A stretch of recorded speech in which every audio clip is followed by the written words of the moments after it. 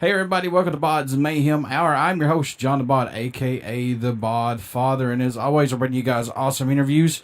And today is an honor and privilege to have Mr. Matt Heafy of the mighty Trivium. He's the lead vocalist and guitarist of the band, and they have their new album that's currently out right now called Silence the Snow. This is their 7th studio album, and we're going to be talking to him about this one. So Matt, how's it going? Very good, man. Thank you so much for having me today. You know, I really like this album, which I've been impressed with you guys ever since you guys actually came out and started putting albums out. I really like your guys' sound. It reminds me a lot of Metallica, and that's what we really need. And I like your guys' music. What's impressed you the most about making the new album, Silence the Snow? I think what's been great in retrospect is to be able to look at the evolution of our band, to be able to see that the groundwork we laid early on, because I actually joined the band when I was 12. So I've been in the same band since I was 12 years old. And we showed really early on, we showed mainly between Ascendancy of the Crusade, our second and third record, that we showed every single record we're not afraid to evolve and not afraid to try different things. I think there are plenty of bands out there that release pretty similar records every single time they release something, so you know what you're getting into. Mm-hmm. I like that with Trivium, we like to explore different angles of our sound. And what's been really cool for Silence in the Snow is that this record has bridged the gap between past, present, and future. With the song Silence in the Snow, it's actually a song that we wrote back in 2006 or 2007. We wrote that in Japan while playing with Heaven and Hell. Like, I'd never seen Heaven and Hell before. I saw them for the first time, met Ronnie James Dio, and was absolutely blown away by the night and wrote that song pretty much within like a week of that experience. And wow. I felt the song was too big for us at the time. We weren't ready for that song. I wasn't ready for that song as a vocalist. And years later, in 2015, we decided that we were ready for that song and we're ready for that record. And that song snowballed the entire record for what it became. You mentioned that you guys, it's just diversified from every album, and that's great. That's what caught my eye about you guys. But with this album, how was working with producer Michael Elvis Basket? I mean, he's worked with a lot of bands, man. Yeah, it was great. It was a fantastic experience for us. We had a really good time working with him, and yeah, I think the record speaks for itself. We loved what came out, and I thought it was a great collaboration between Elvis and the band. And with every record we've done, we've had some fantastic producers, like with Vengeance Falls. We worked with David Draymond from Disturbed, which was such a fun experience. We truly loved living at his home and hanging out with him and having a good time with him. And before that with Colin Richardson. We've had many records with Jason Sukoff and also Nick Raskolenix on the 4th record. So we've had, I think it's really fun to be able to work with these different producers that have different backgrounds and different experiences. With working with Elvis on this, did he just pretty much let you guys go your own way and then he just stepped in, or how much freedom did he give you guys on this one? I mean, every time we work with someone, we always let them know that we're a band that's been around for a really long time. Right. So we know what we're doing. So we know what to bring to the table. And that was the same case with this record. We're a band that's all about preparation. And so we like to bring in the music very prepared and close to the final, if not completely finalized. And then from there, we like to see what the producer likes to do with that. And every producer has a different approach. We work with some producers that are very hands-on about recommending what they think would work better for songs or applying changes, and we can meet in the middle and see what we like best. We've had some producers that really let us just do our thing and just help polish it, help give it that little bit of extra finesse that we need. So with this one, it was, by record 7, we really knew what we needed to do with this record. And it was a great time. Any songs off the album that stand out more to you than any on the new one? I think the fact that Until the World Goes Cold did such a great thing for our band was something very unexpected. What's been amazing for us is to see the new slew of fans just getting into Trivium now. Mm-hmm. Just getting in Trivium thanks to that song, which I really love. And I love the fact that people are able to get into us, think we're a new band, and then dig into us just a little bit and see that we've been around since 1999. I think that's something that must be pretty exciting for a music fan. Mm-hmm. And with us starting so young and starting so early, we're just as young as a lot of the newer young bands that are out. So they're digging into a band that's not only been around for a long time, but a band that will continue to be around for a long time and that will continue to attempt to release the best music they can. So Until the World Goes Cold, that being such a beacon of light for new Trivium fans to come into our band, I think it's been a really exciting thing. What do you hope the fans take away from this album once they get it and they start to listen to it? What do you hope that they get from it, Matt? For us, what I always say, our band can be there for as little or as much as you want. So at surface value, if we're the kind of band people just want to throw in their car while they're driving to work or while they're working out in the gym or doing housework, whatever it may be, we're just like, fun music to be in the background. We're all about that. But for the people that want to dig in and really see what our songs are about, see what the lyrics are about, and see the general message of the band, I think there's so many worlds for them. We have songs that allude to previous songs that have gateway messages into the first, second, or third records of music. Lyrically, every record is a little bit different. Every song is a little bit different. Our thing, with metal is typically a little bit darker, and we do have songs that are angry and songs that are darker than, I guess, maybe pop music does. But what I always say, is that the music is the outlet. It's the catharsis for the listener. It's the shoulder to cry on. It's the punching bag. And that's what I want our music to inspire. I want people to be inspired to make something, to have an outlet, to recognize the fact there are bad things in life, that there is dark things that happen, but to put it into something positive, to create something out of it versus allowing it to stew into yourself and to bring you down. I address everything that's bad in my life with creating a song out of it, with doing something about it, whether it's music or Brazilian Jiu-Jitsu or cooking or yoga or weightlifting, something positive, something. So it's all about taking the darkness that happens in life, turning it into something positive. And that's what our band's overall message is all about, when people want to dig into it more than just the surface value. What can fans expect at a show from the mighty Trivium? And I'll get to see that in October, but we'll talk about that here in just a little bit. But what can they expect, man? I mean, we put so much work and so much practice on the downtime. I mean, for me, my regiment just by myself is 7 days a week, 1 to 3 hours of singing every single day, at least 30 to 120 minutes a day of guitar every single day individually. And we've played so many shows since 1999 that I think a band should and typically only gets better with the more hours you put into it. Yeah. So for us, we look at it, I like to use it as like sports analogies, all the work that you put in before the game is the stuff the crowd doesn't see. So that way, when you do go to perform at the game, that you're at your absolute best. You're at 100%, and there's nothing to worry about, nothing to think about. That when we're up on stage, it's just about having the most energetic release and connection with us and our fans as possible. So for fans coming out, they're getting a band that has tons of experience at what they do, tons of experience of playing shows, and a band that lives for playing live. So when we have nothing to worry about, when we don't have to think about our guitars or our vocal technique or anything like that, it's just about the show, and it's just about having the best time possible. So our shows are a really good time. That's like the best way I could sell it. It's incredibly energetic, and it's pretty insane. So it's a good time. Yeah, this is going to be my first time seeing you guys, and I cannot wait.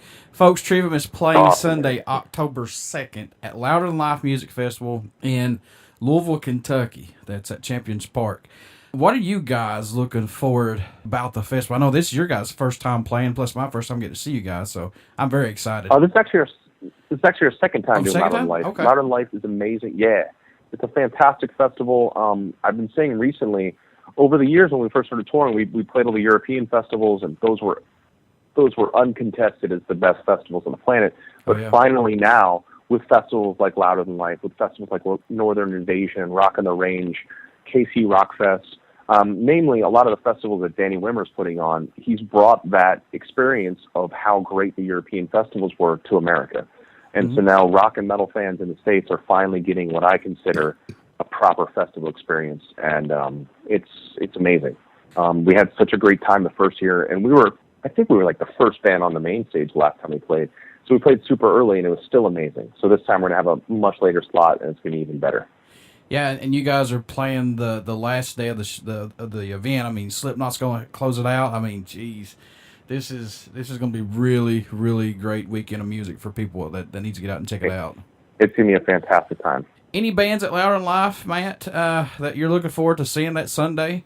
I haven't been able to see the full lineup yet, but due to the fact you just said Slipknot's on, Sick by Slipknot was the first song Trivium ever played live when I was 12 old. I was in 8th grade. We played the Lake Brantley High School talent show.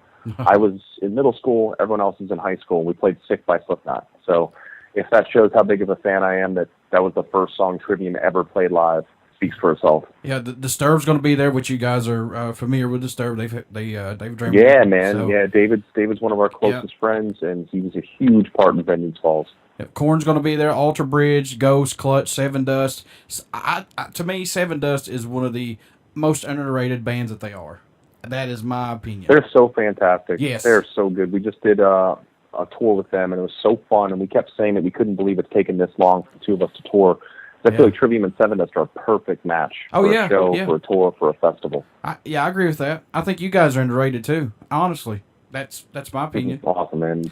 Well, we just got to keep spreading the word. We got to keep letting people know who Trivium is, and that's how we do it. Parkway Drive's going to be there. Their upcoming band. I think Parkway Drive is. They're so good. Their new album Ire is amazing. Really, really great band. What does Trivium bring to the table for music that's not out there as of right now, Matt? I think our influences are a lot broader than what some of the other bands that are out. You know, when there are some really fantastic rock bands out there, and you know where they come from. They come from AC/DC. Mm-hmm. Maybe they come from like Nirvana, Alice in Chains, Soundgarden. Mm-hmm. For us, at the surface level, it's like Metallica, Megadeth, Pantera, Testament, Slayer. But then all of us have dug into so many different genres. The melodic death metal scene, namely the Gothenburg metal scene out of Gothenburg, Sweden, is a huge influence on us. Bands like In Flames, At the Gates, Dark Tranquillity, other Swedish bands like Soilwork, Opeth have had a huge part in our sound. A lot of the Florida death metal scene has influenced our band a lot. Bands like Morbid Angel, Death is one of our biggest influences. I draw heavily from black metal. Obviously, Trivium doesn't sound like a black metal band, but I've taken the ideas of what black metal has always been, and black metal has always been like a rebellion to what everyone else was doing. A band like Emperor was a black metal band amidst other black metal bands, but what they would always do is every record they would show that there's something that they could do completely different. And when everyone else was getting heavier and faster, they would take moments where they'd go slower, and they'd have singing while everyone else was doing screaming. And so learning how to do polar opposites from bands like that, just the wealth of knowledge that we have of metal, I think is pretty large. We're through and through metal geeks. We're also into rock bands, into some of the great classic rock bands. Bands like Queen have been very influential on us, but our wealth of metal knowledge is pretty unrivaled. What made you want to become a musician? What was that spark for you that said, that's exactly what I want to do, if you can recall it? I picked up guitar when I was 11 just to do it because everyone else was doing it. I'd never heard metal before. I was into pop punk. I tried out for my first band when I was in 7th grade. They were all 8th graders, or maybe they were 9th graders. My tryout song was Damn It by Blink-182. I tried out for the band and didn't make it in. So that was like my first taste of failure. Shortly after that, a couple months after that, a kid lent me the Black Album by Metallica. I had no idea what it was, never heard of Metallica, never knew what metal was. And when I heard that, instantly I said, this is what I want to do. I started practicing all the time, learning their songs. I did my 8th grade talent show the following year, playing No Leaf Clover. I was asked by the singer of Trivium to try out for the band. They'd been around for 2 weeks at that time. My tryout song was For Whom the Bell Tolls. I was 12/13, and they were all 16, 17, 18. So when I walk in for the tryout, they're all like laughing, like, what's this little kid going to do? Mm-hmm. I played the song perfectly, and I've been in the band ever since. So it's thanks to the Black Album. That's what got me into this band. And I remember seeing Seattle 1989 VHS Binge and Purge, pointing at that when I was 12 and saying, that's what I'm going to do when I grow up. It's been a lifelong commitment. It's amazing that today makes 25 years that the Black Album was released. Yeah, man. Without that record, we would not be talking right now. Yeah, I mean, it's amazing. And I've got Live Shit Binge and Purge, and the Seattle one, the whole thing is just amazing. If you can't get pumped and get off your ass to that, then there's something wrong with you. I agree. I agree. What's it mean to you guys when you receive an email from a fan, or prior to your shows or after your shows, they'll come up to you guys and say, hey, look, your music has pulled me through a tough time. It's gave me inspiration to overcome obstacles, or it's just made me relax and just escape everyday reality that we go through. What's that mean to you, man? I'm so happy about that. We have songs on Ascendancy. We have a song called The Gunshot to the Head of Trepidation. That's a song about child abuse and domestic abuse. And I've met fans that have said that song has gotten them through that has shown them that they weren't the only ones that were going through that, and that they could get through that with something positive. I know the song is very intense, the title is intense, but it's not about that. It's about recognizing, like I said, recognizing the bad stuff in life and overcoming it with something positive. Mm-hmm. So I've met a lot of fans who've been able to get over some dark times with that. I've met a lot of soldiers who've said that they listened to our music when they were out on tours for duty. That means a lot to me. I mean, I'm the only non-military male of my dad's side of the family, pretty much ever. I went into music instead of the military, where everyone else did that. My father is a Marine. His father's in the Navy. My cousins are in Army, Navy. So it connects me back to like what my family was always doing. And I love the fact that people can, whether it's something as trivial as fun music to lift weights to, or it's something like a shoulder to cry on, that's what our band can be. Any varying degree of that. I just like to say, as a fan, thank you guys for your music, and I'm very excited to see you guys at Loud and Life, and hope to meet you there on site for an interview, hopefully. But thank you guys, Matt, for what you do. Thank you so much, man. And if you find me, please come and say hello, and please remind me that we did this interview together. I would love to meet you, too. I will definitely do that. How can people stay in touch with you guys, buy some merchandise, keep in touch, your tours? How can they do that, Matt? Each of us in the band all has our own social media pages, so people can check those out. I've been recently posting a lot of stuff of guitar exercises I've been working on, vocal exercises I've been working on, a lot of jiu-jitsu pictures, food pictures of me cooking, or food that I've made, or food that I've eaten from around the world. Nice. So that stuff's all on our individual pages, but Trivium.org is the main page for everything on Trivium. Hey, before I let you go, you care to do a promo for the show? Of course, man. Awesome. Hey, this is Matt Heafy from Trivium, and you're listening to BODS Mayhem Hour. Everybody stick around. We got some great music coming up, and you only hear these interviews right here on BODS Mayhem Hour and Uber City Radio. Thanks, Matt. Awesome, man. Thank you so much. Take care. All right, later, man.